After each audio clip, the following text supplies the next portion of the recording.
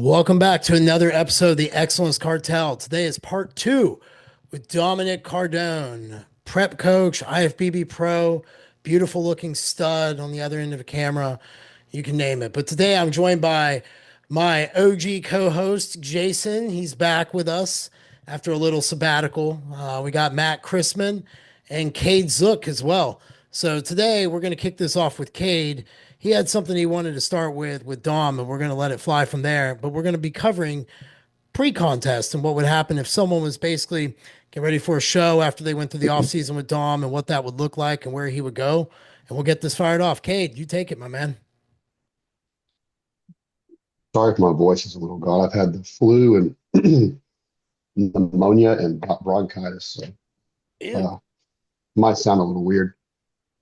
But my question for Dom is, I had it last time, but we ran out of time, and he and I talked about it a little bit when we were in the Google room together. But Dom, I believe you started competing in what, 11 or 12, right? 2010. And then you did team nationals in 12, right? T Nationals was 2012, correct. And you turned pro in 14 at 21 years old, right? Yeah. So I feel like I've known you for a long time because you've been around a while. And one thing I've always, I always kept up with guys that were younger than me they're all turning pro, at such an early age, and I was kind of getting jealous. Like guys like you and Cody Montgomery and Dallas McCarver. And my question is why do you think these guys that had such success at such an early age, bodybuilding wise, not classic, because the classic guys tend to be around, but it seems like a lot of them have fallen off with health problems and death. Obviously, not you, but it just seems Nick Medici, Cody Lewis. There's all these guys that were these young phenoms that were so impressive at such a young age, and you don't see them anymore. You don't hear from them anymore. They got a lot of health problems. They got into trouble and life problems and stuff like that. I'm just curious, as I've always wondered, like, why do you think it's more detrimental to turn pro in bodybuilding at such a young age as opposed to 28, 30, 35, when you have been in the game a little longer? I mean, there's numerous answers to the question. I do the health side of things. Guys are just slamming the gas early on, and then you can only do that for so long. And I feel the pressure that gets put on guys, young and up and coming, next Olympian, all the stuff that comes with, at least back then, with turning pro so young, there's a lot of pressure on you. Me personally, I didn't have that pressure. I didn't plan to turn pro young. I didn't even want to do nationals. It was kind of just told you should do it. I didn't want to do it till I was like 25, 26. So I think the pressure and having that success young pushes guys to feel they need to continually push the envelope nonstop, right? That's definitely where the health problems come from. I mean, there's no doubt about it. And then they get burned out. The getting into trouble side of things, I feel guys who get into it early on are kind of sheltered in a way. They're eating, they're training, they don't really get to experience life. Let's also not forget, too, starting PEDs young does affect your brain and decisions that you make early on and later on. I mean, definitely big time. The dopamine system, serotonin system, if we want to, get all technical with it. And then later on, they get a little taste of life. It could be drinking, it could be drugs, it could be going out and just, before from being sheltered. And then it's just like they get slammed in their face with this little bit of being free, if we want to call it, and then take it and run with it. Maybe they get in trouble. Maybe they get caught up with drugs. There's a lot of guys who did that. I do know some of the names that you had mentioned were in that category. And then there's the burnout, right? You start so young, you're 100% all in, drugs aside, training, diet, turning pro young. And then it's, say if you started 14, 15, training, maybe 13, early 20s, you're like, fuck. You're like, I haven't had that little bit of freedom. Or, I've been doing this hard for so long. Can this be sustained? I think the one person who did it really well the one person who did it the best out of everybody was Jay. Jay was, I think, 23 when he turned pro. Mm-hmm. He competed team nationals, competed as a team, So he obviously, topped everybody in that sense. So, it's a mixed bag when I answer that question. For me, it was, I turned pro. Then obviously my mom had cancer. New York Pro was a complete disaster with her dying. And I fell off the face of the earth because I was like, okay, I'll take a break from bodybuilding. And then, of course, I got into drinking, but that also gave me a path to eventually somebody tapped me on the shoulder and said, hey, what are you doing? Like, you're coaching part-time, focus on the coaching for a bit, got out of New York, tried making a comeback, had the mercury poisoning, and that was that simplified version. So is it good to turn pro young? Depends on the person. I think in my case, I have two answers to this. I got it out of the way. It gave me a platform back then when social media was in a different place, gave me the platform to build my coaching up. I don't have to compete anymore. I don't have to bodybuild anymore. I don't weight train like that anymore. I don't have any need to be big anymore. I don't take the drugs like that anymore. Take my TRT, I do my martial arts, I focus on my coaching, and that's it. So for me, it was probably a blessing in disguise because who knows? Maybe at one point my kidneys would have went. Maybe my heart would have went, So sometimes I say I wish I was able to keep going, a small part of me.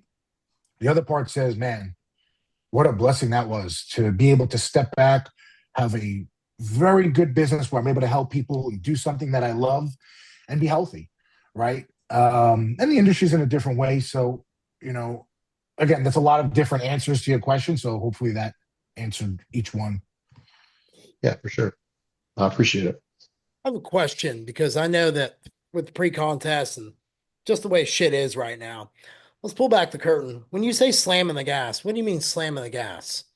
Like, give a perspective to the audience. Like, you don't have to name names. I don't want that shit. But what you've seen on paper, what you've talked about, what that actually looks like. Because I think right now you hear 300 tests and 1,200 master runs going to do it. And I'm like, I have never heard that in my life. So I'm just curious what it was. Well, slamming the gas. Listen, we know in bodybuilding, we spoke about it, the part one of this, there's no way around the drugs, right? And there's levels to this.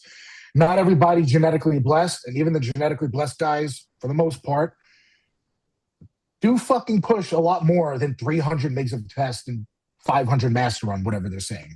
Again, there's levels to this. But there are guys that don't know how to let off the gas. They're going year round, year after year. They're not giving their body a chance to take a break. For instance, I had a pro client today, got his blood work back. He was a month post-show, I believe. His blood work came back phenomenal. He was like, because I told him, we're not competing next year. You need the year off. You need to continue growing to the open class. He goes, do you think we could, get right into my off season? I'm like, no.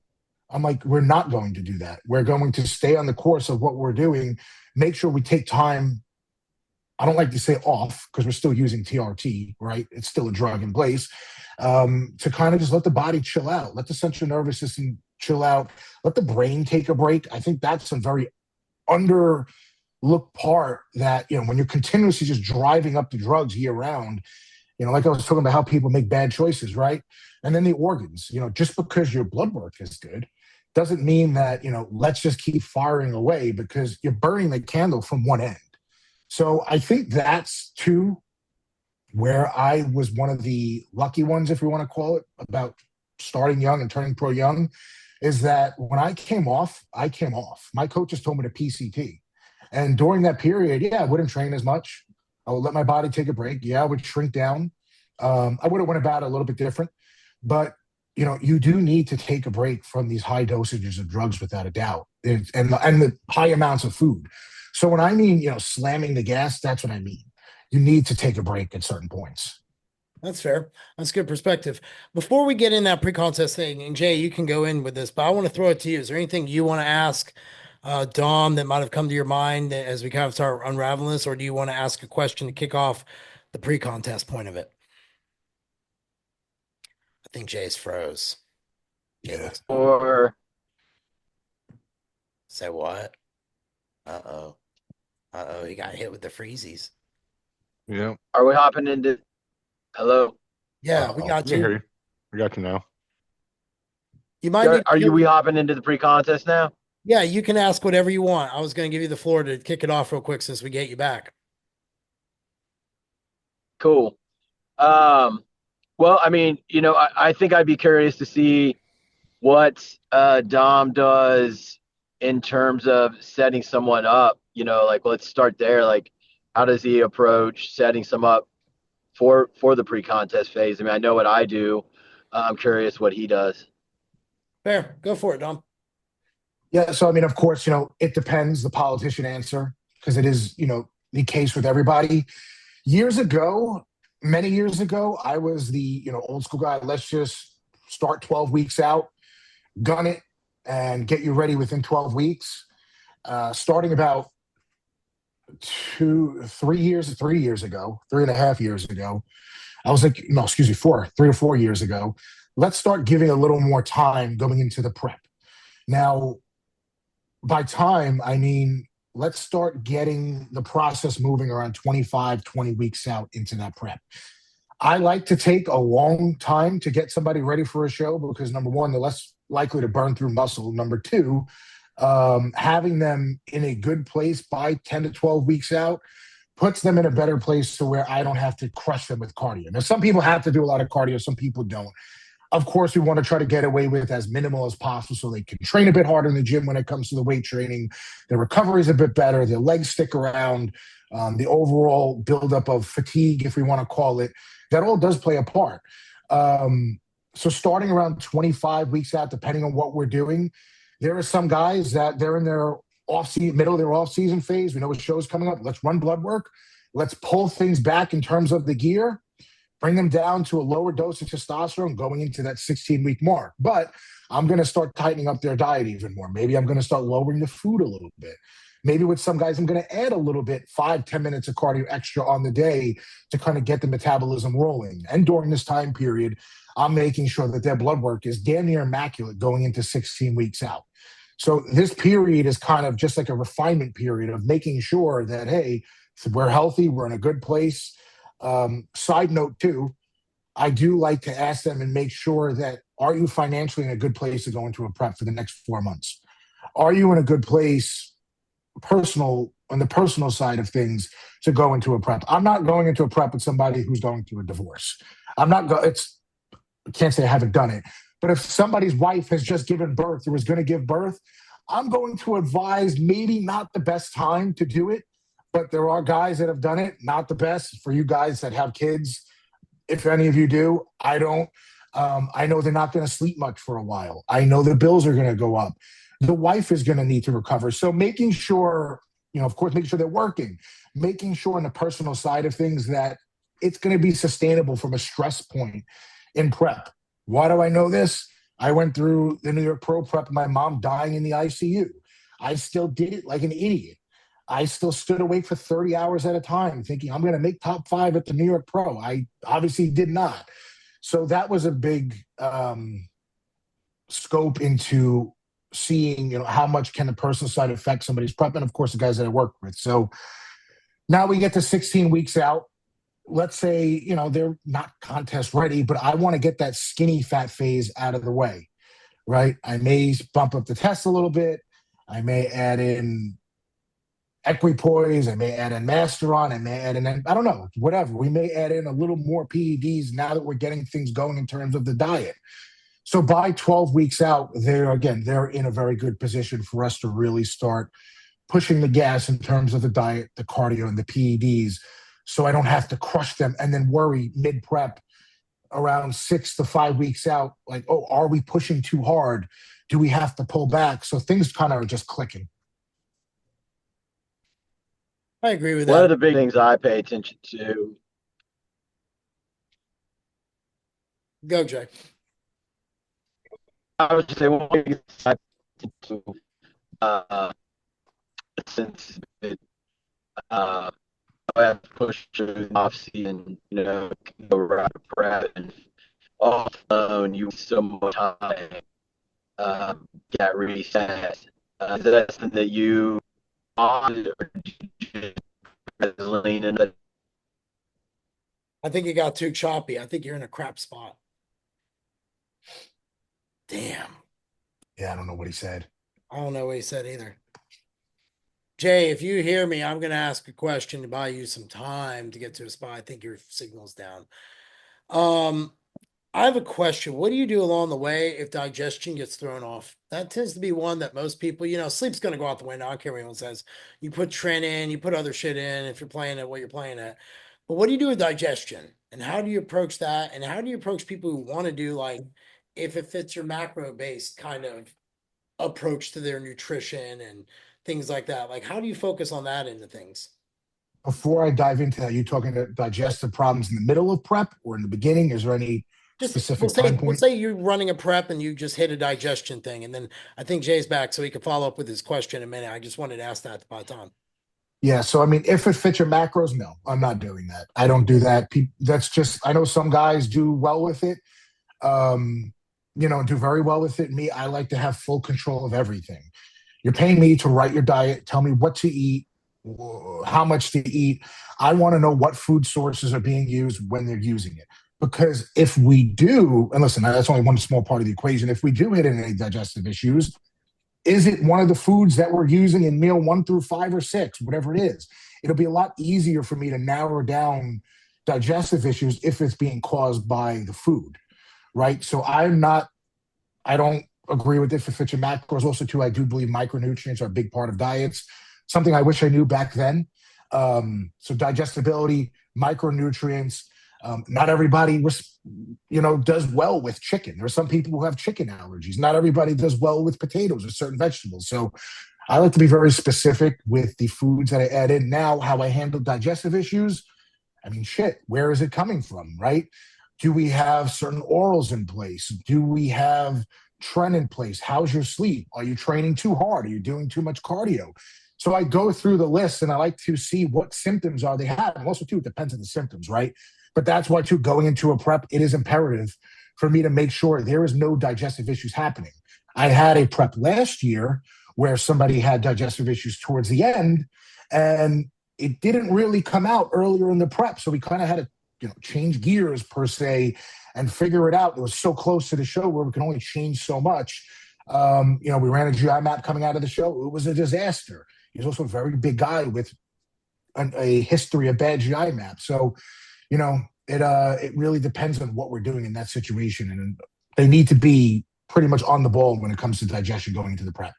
I appreciate you answering that because I think that that's a huge one. And I've done preps where I've been a little bit more flexible about food choices and stuff like that. And then I'd be like, damn, man, I'd have a little bit of bloat there. And the moment I would just clean up the food sources, it was gone. So I agree with that. I always tell everybody the food sources just changed over 20 years. Like you just can't get away with shit like you could before and skinny around. Sadly, Jay had jumped off for a second, I think, to get his thing set up. I wanted to ask, do you guys have either of you, Kate or Matt, have something you want to ask before I kind of go down the next little spot? I do, but I'm gonna let Matt go because he hasn't gone yet. I don't know if you incorporate kind of help regulate people with CNS control. Do you do anything specific for that, Dom? As far as obviously the central nervous system gets taxed, and obviously there's different things out there. Like me, obviously help run a peptide company. We have bioregulators that help as far as like the central nervous system. I think I gave Jeff some before to kind of help regulate. It's called Sirlutin is what it's called, and it helps support brain cell metabolism, normalizes CNS metabolic processes. It also helps provide neural protection as well, and regulates cortical peptide levels too. So it's different things. And it helps also, I believe, supports emotional stability, and potentially helps with depression and chronic fatigue. I'm not sure if you would ever incorporate that in the middle of a prep or anything like that, just due to all the the CNS overload from from the PEDs to dieting and working out. So I'm not sure if you ever would look into that or even thought about it. No. So if you asked me a year ago, I would have said, no. But I can't say I'm too knowledgeable on bioregulators yet. Am I becoming a believer in them? Yes. Because of, was it 4-3? I'm prone to getting very sick. That's why I stopped bodybuilding. I couldn't take the drugs. I haven't fought yet because each of my camps I got horribly sick. Normally I would get sick every 2 months. So I believe it was 4 months ago. I'm like, I need to do something. Like I can't keep going like this. I believe it was called Vladicort, I believe. Vladifort. Mm-hmm. For the immune system. Yeah. I kicked off with the 30 days of that. And then, I went into thymosin alpha-1, KPV, SS30, all that. Make sure my supplementation was good. And knocked on wood, with everybody getting these crazy sicknesses going around, me and my wife, she did a much lower protocol, even with all the traveling that we've done, all the events that we've gone on, the training. I hope I'm not regretting saying this. I have not gotten sick. Even if I do get sick now, I'm like, great. It's a record, especially for me and, my history of getting sick. So bioregulators do have my attention. I have not learned enough about it to put it into play with my athletes yet. It's a new thing, but I'm definitely very interested, especially with what you just said, the central nervous system part of things, because people become so fucking wacky in prep. If you're using stimulants, if you're using Clen, if you're using any type of T3, cardio, all that good stuff is adding in. Definitely, a place where I would like to learn more about. But for what I do currently, I like to have guys take time. If they do have Clen in place, let's take it out. Let's pull back off of the cardio. Let's feed up. Let's make sure sleep is good. Make sure magnesium is in a good place. All those micronutrients are in a place where it needs to be. I do use things like Cordy's from New Ethics with pretty much every prep. Natural adaptogens to help with the stress side of things. I've noticed I've used them for years, noticed a very big difference in terms of, helping these guys adapt and take care of the stress their body and mind takes on. And just telling them, learn how to chill. Like there are some people, like it's like talking to a wall with telling them to chill out. There's some guys, my coaching style used to be very like hard and like, we're going to be like this. That doesn't work with everybody. You can only apply pressure like that to certain individuals. And then there are some people you just got to like ease back and just be cool. Like that was one of the biggest things I learned with being around some of the best MMA coaches in the world and watching professional fighters go through their camps and they're just chill. It's like, all right, cool. Like, let's just get ready. Let's like have a good time. It doesn't have to be like going to war. You're not doing that. We're getting ready for a bodybuilding show. So between my approach to how I mentally handle my athletes and then some of those techniques, if we want to call it, that's how I take care of it.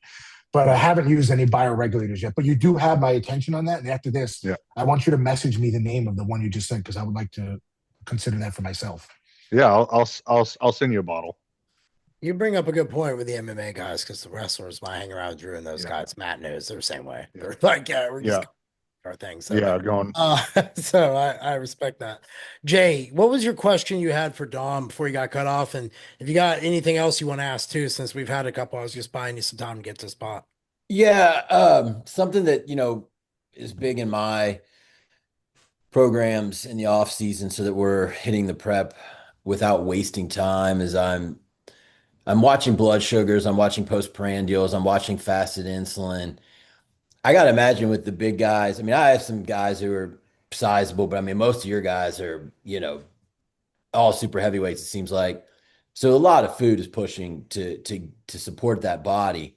How are you managing insulin sensitivity and all those factors that could slow a prep down if you don't manage it while you're in the off season pushing to grow? So old school, remember, barely any of us ever checked our blood sugars. Yeah. Right? Barely any of us ever checked insulin on blood work. I know I didn't when I was competing. Nobody ever told me to check insulin on blood work. This is way back then. But what's funny you say that is it's extremely rare that I have anybody hit any type of insulin resistance going into a prep on growth hormone, even my big guys with all the food, because I don't let it get to that point.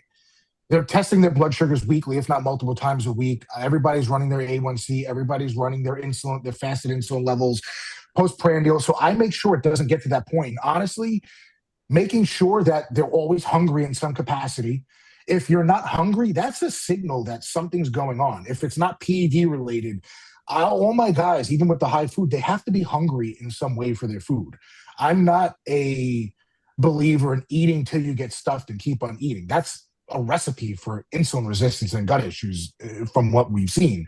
So making sure that they have an appetite, making sure that they're actually digesting, absorbing their food, watching the blood sugars. If it is getting a little too high, we're pulling back in the food. We're pulling back in the growth hormone. I will say this, for years, I've used GDAs with everybody pretty much year round, and that has been a very big difference maker with most people. People could say it's bullshit, but GDAs absolutely do make a big difference. And I remember the first time I used a GDA was back in 2015. I was prepping my friend Mike. He's type 1 diabetic. He was known for coming in the most incredible peeled conditioning. And seeing somebody with type 1 diabetes, of how they responded with the GDA and without, with the GDA in place, a good one, his insulin use went way down. Yeah. So why wouldn't it be the same with, people that are not diabetic? I noticed it with me for all the years that I use it. I noticed with all my athletes. So making sure it doesn't get to that point. Just to recap what I said, I know I went all over the place. Oh, yeah. Hunger cues, digestive, making sure no digestive issues come up, insulin levels, blood sugar levels, postprandial, monitoring growth hormone use. Just blasting growth hormone all the time is not going to help. And also, too, making sure that we're taking time to pull back from the high amounts of food. You notice guys, they're eating. And then it's like, okay, how's your performance in the gym? How's your pumps? How are you feeling? We pull back in the food. All of a sudden, pumps get better. Weight starts going up. Blood sugars start going down. So just having to continue to just pound food is not the answer for everybody either. Because, again, like I said in the beginning, we all know where that goes. So it's very rare I run into insulin resistance with my guys because I don't allow it to happen. I mean, that's awesome. I mean, I've had guys on retatrutide and using MOTS-c, and we've ran into it just to get them to grow. So I don't know where I went wrong or what, but these are guys went pro at middleweight and welters, and they're trying to be a good 212. So where they're eating 800, 900 carbs, and we still run into it. I fix it, but we still run into it. So that's amazing that you're not really finding that issue, because I still do, even with using prophylactics. So kudos to you. I was gonna. Yeah, I would. What about? Go ahead. No. I was gonna say, I wish I can give you like, hey, I'm doing this that's special, but we build the food up very slowly throughout the off season, and again, following all those steps I just did. It's not like that's all we do, and it very rarely happens. So there's not like, I wish I could say we do this that's special. I don't think there's anything that's special that's done. You try Lantus at all? I know that when I worked with Joe Jeffrey a little bit to work on my legs, he was a big proponent of Lantus, and very small dose, like around 20, just humming along while you used Humalog pre and post on your weekdays. That's not fixing the problem. That's just artificially I pushing your A1C one down. I just didn't know what the bigger guys, what his thoughts were, because, not everyone's always going to be that way. And I was just more inquisitive about his thoughts on that use from that angle. Gotcha. Yeah. So I know there are some coaches that like to use Lantus to control blood sugars and say it prevents the issue from happening. It's the complete opposite, because I actually had an athlete last year. It's tough for him to put muscle on. He's naturally a skinny guy. He's a pro. He's a classic competitor. And we use Lantus a bit more than I would ever use it with anybody. And what do you know? His A1C came back bad, and we had to fix that. That was when it happened. I'm not a very big fan with. Many years ago, for a short period of time, there were some guys that I used it with. We were like, let's really try it. I didn't like the look that it gave them. Short, blew them up. The stomachs became an issue. The waist definitely became an issue. And what is in my head is, many years ago, John Meadows told me, like, why would we want insulin in the background that could be so inflammatory for long periods of time, right? And it's true. You don't really want that. So I am more of a fan of using like Humalog. Yeah. And even that, I don't use a lot of insulin with my guys, because I just don't like the look that it brings, that puffy look. Sure, can it make somebody grow? I think so. But if I do use Lantus, it's very far and few with people, and it'll be 5 to 15 I use on a weak body part. But on those days, we don't really have any fats in play. But again, it's very far and few that I use that, because again, I don't like the look that it gives, but it's going to be a very small amount. And it's just going to be towards programming to maybe get a weak body part to grow. And it won't be towards, having the ability to use more growth hormone and try to push more growth, controlling blood sugars. So Yeah, I appreciate you giving that answer. Cade, Matt, hey, you guys got any questions that maybe come to mind before I go to something I wanted to ask, the direction I want to go in the next part of pre-contest, which would be the final part? No. Fair. I had one question about working with Oscar Arden. He trained Kai Green, Edison Tapani. What was it about Oscar Arden? I know this has nothing to do with what we're talking about, but this is just my question. What made guys like want to train with this guy? Like, no one knows much about him, but he seems to have like this effect on guys' mentalities and these brutal workouts he put people through. What was it about him that was different than other people you worked with? I mean, I got to train with him in person too. So he Yeah, lived in right. Brooklyn. I lived in Brooklyn. I met him. It was a day after I did the Easterns when I was 18. And it's funny, here I am at McDonald's, and I'm like, here, Dominic. I turn around, I'm like, oh fuck, he's gonna see me. I'm here at McDonald's. Meanwhile, the man was like a little. Come to find out, he was a very big eater and to tell his guys to eat. But yeah, so I met him when I was 18, and nobody in Brooklyn really knew how to get around him. You had to like know somebody to know somebody, and it was the training. To be honest, like people would say the drugs. Did he push the drugs with some people? Yes, with some people, but he was in there in the gym with you from point A to point Z, like every rep, every set, and he would demand more than you could ever realize was capable of yourself. Was it overkill at certain? Oh, he has that movie Overkill. So was it overkill at certain points? Probably, but if you were going to grow, it was going to be with him, and it was. That's really what gave me the scope into what training hard was. Even though I was kind of pretty much training hard before him, I was in the gym with bodybuilders and I saw what guys did. It was definitely the training and him being so hands-on. And he took it to another level when it comes to the mentality part of things. With some people, it didn't work. But getting guys to kind of tap into that mental part of themselves, to be greater than yourself and believe in yourself. It didn't work with a lot with Kai, obviously. He took him in when he was young, took him to a different level.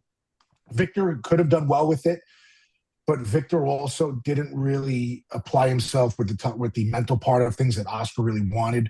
Plus, too, I don't think Victor was really used to training that hard. That's not a knock on Victor. Victor just is more laid back type of guy. You had Desmond Miller.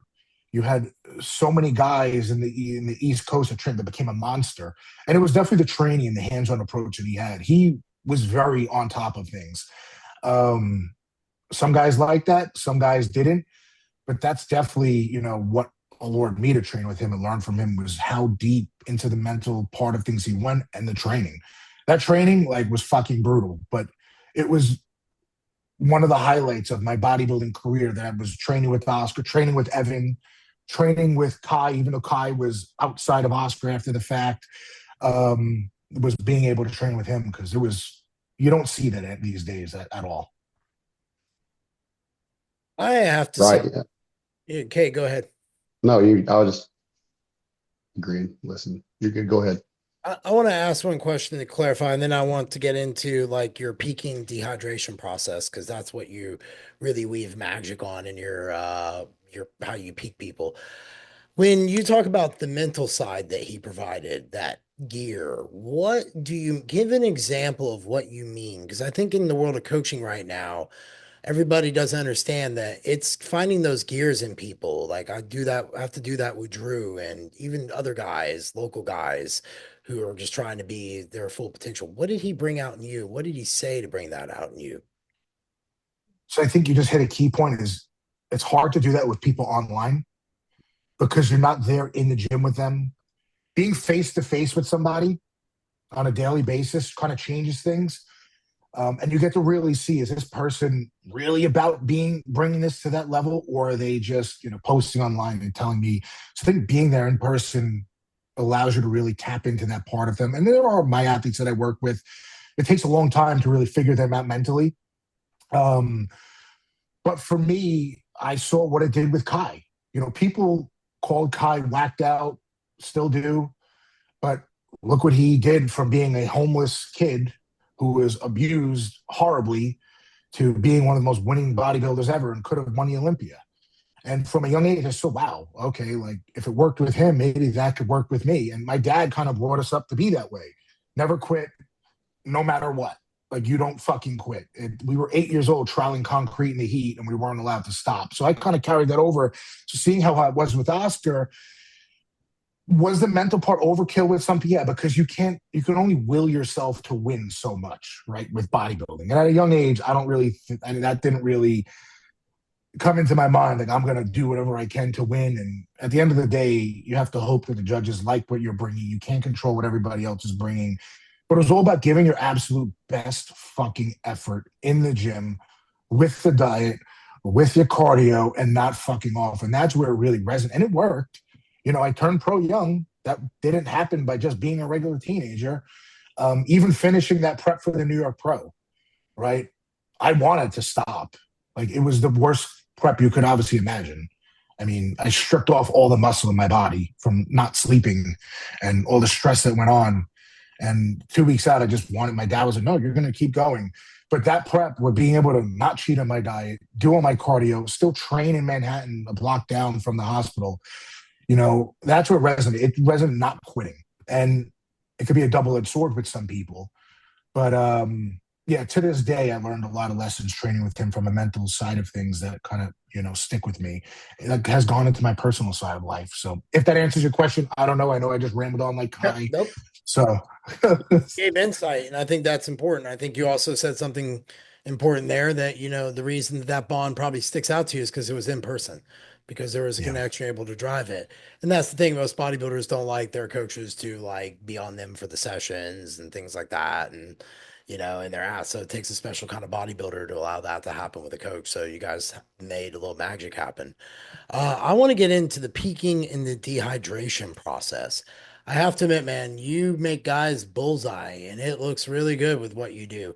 Now, you hear all about the manipulation of sodium, potassium, giving them 80 milligrams of Lasix, no Lasix, over the counter, no over the counter, water load, not water load. There's all these different things. Like when, for example, Drew and I talk, he was used to, hearing about the guys doing the baptism that they do in the fighting where they, will just suffer themselves down and pound water and then just go with nothing.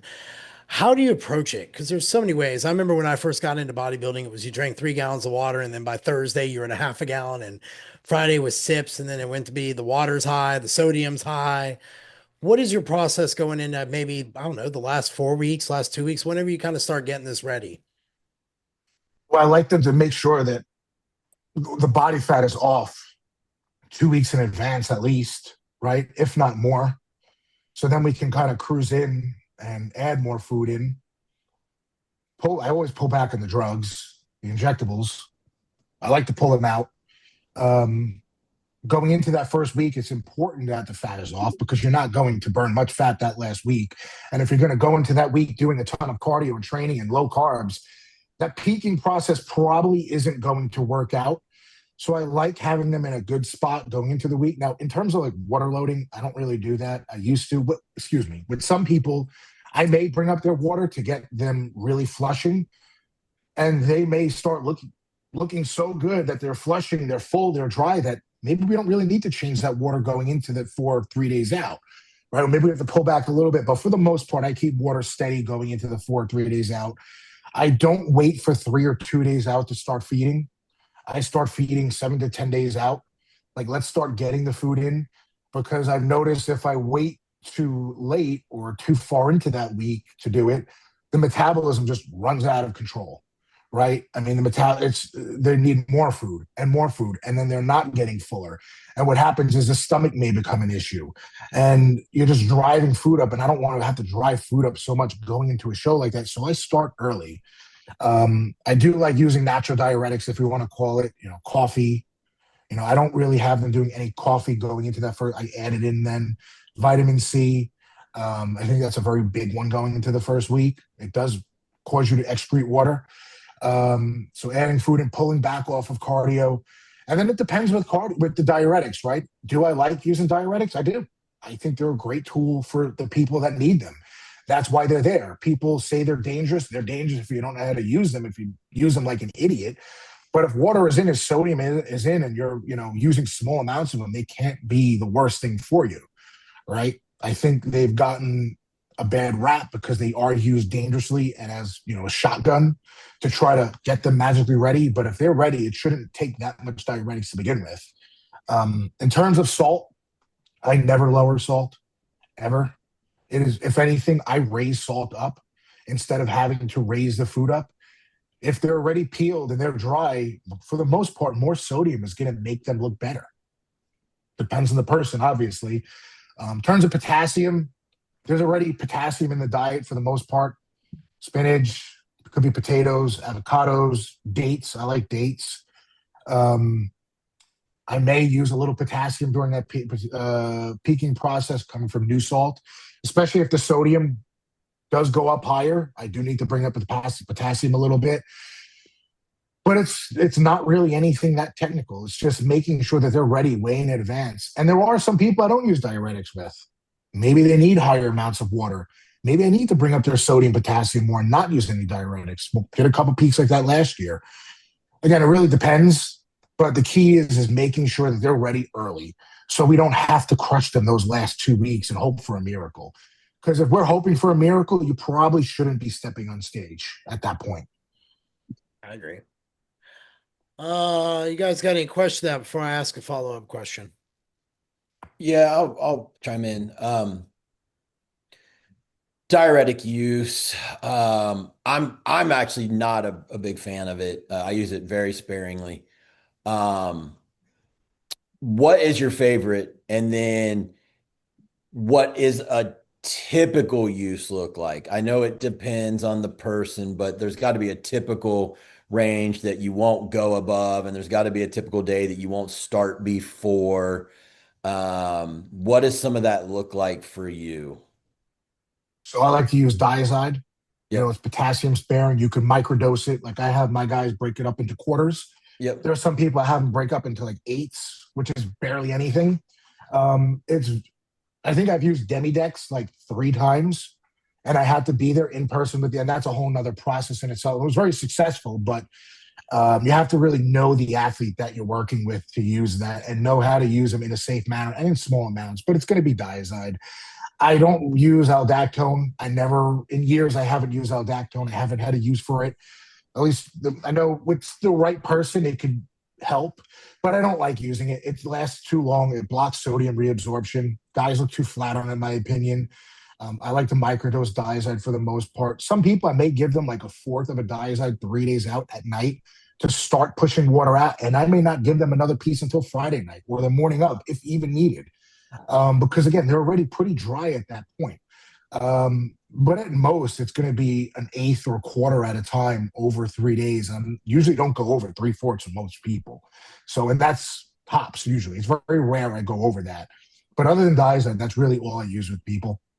There's no need to use anything else, especially if they're ready. The people that I have used Demidex with, again, I was there in person. It was in super small amounts. That's pretty much all we used. We need to make sure they were covered from an electrolyte and mineral standpoint. They were drinking water throughout the whole process as well. But yeah, I don't really like to go outside of Diazide. I think where a lot of coaches get in trouble that I've seen and that I've mentored is they want to use diuretics and then they also want to do the job of the diuretic. And what I mean by that is they taper salt a bit on Friday and they pull water back some. And anyone out there listening, if you're going to use these things, don't do its job for it. Get the athlete peeled. If you're going to use it, it's a very last piece, like waxing a car after you've spent hours cleaning it. Don't do its job for it. Don't pull the sodium. Don't pull the water. Let it do its job. And personally, me, if I'm going to use it, it's going to be about a quarter to a half a tab the Friday night before a show. That's all I do. I don't do it early because I worry about rebound. Only got a certain half-life, and then it's going to start pushing back, and then you're going to have to give them another. So just be very careful out there if you're doing it and you're a newer coach and you're listening to us. Don't do its job for it. That's the point of it. Let it do its job. It's funny you say that because it took me a long time to realize if using it, like you just said, don't do its job for it. Like the old school way, drop the water way back. Probably at the time I wasn't monitoring sodium, so it was whatever sodium was in it, which probably wasn't much. Now I make sure every piece is covered. I know how much sodium they're having in each meal, how much sea salt, I should say, how much potassium, the food sources. So all that is tracked going into a peak week as well. Like you were mentioning, Jeff, with the infrastructure macros. That's why too I like to know, especially what's in the diet from micronutrient standpoint and minerals as well. So because all those points are very important to know when peaking an athlete, especially if you're using diuretics. So that's a good point because it took me a long time to realize why am I pulling, taking out salt, or why am I reducing water too much or never putting it back in? Until I started to click, then I was like, okay, like that's a tool for a certain job. Let it do its job. Yep. Hey, Matt, you guys got anything you want to ask? All right, fair. No, you guys nailed it. All right. Well, my last question is this. Over those last 2 weeks, what does your check-in process look like for you? How many times are you touching an athlete in terms of contact and things like that? That's 2 weeks out. We're usually updating every few days, unless it's an athlete that, all right, like I need to watch everything every day. The guy with digestive issues last year, I had to do that every day because he was fluctuating so much day to day. So it's usually every few days, 2 weeks out, every 2 to 3 days. Starting 7 days out, it's every day, every morning. Then usually 4 to 5 days out, could be twice a day, could be 3 times a day, depending on the athlete. And then 3 days out, usually it's every 2 meals or after every meal, again, depending on the athlete. And then definitely 2 days out, it's after every meal because at that point, like I need to make sure that we're on the ball with everything. And I think too, that level, being able to pay attention to everything at that point after every meal gives me the ability to really nail a peak because, you can go drastic different way if you don't pay attention. Fair. My final question, then, guys, you guys can think of yours you guys want to ask, but my last one would be this. Jesus, of course, it just left my brain right as I went to go ask the damn thing. Yeah, okay, it popped back in, luckily. Given that you're working like that, what do you do for yourself to recover working 7 days a week, primarily 52 weeks a year, because you're more of a competition coach? How do you balance that out for yourself? So I starting back in early last year, maybe late 2023, my now wife was like, you need to take Sundays off. Like, she's like, it's God said you need to take the seventh day off. So, Sundays for me, for the most part, I still work, but it's not as much as I used to. But Sundays, I try to keep off completely, leave it for church, leave it for family, leave it for riding my motorcycle, whatever. For the most part, we don't need to work on Sundays. Again, usually I may schedule, if somebody's in prep and they have to check in on Sunday, I'm having them check in. But usually I take off Sundays off. I need to keep those 6 days, Monday through Saturday, really locked in. And I also set my own schedule, right? If nobody's competing on Saturday, I may have some check-ins on Saturday. I spread all my check-ins throughout the week so I don't get slammed on 1 or 2 days. I like to work every single day, bit by bit. The holidays, Thanksgiving, Christmas, I take off. I'm not working. Thanksgiving, there's no reason unless somebody's competing. Same thing with Christmas. I'm taking off. So, I mean, other than that, I make my own schedule. I spread things throughout the week, and my Sundays are for me.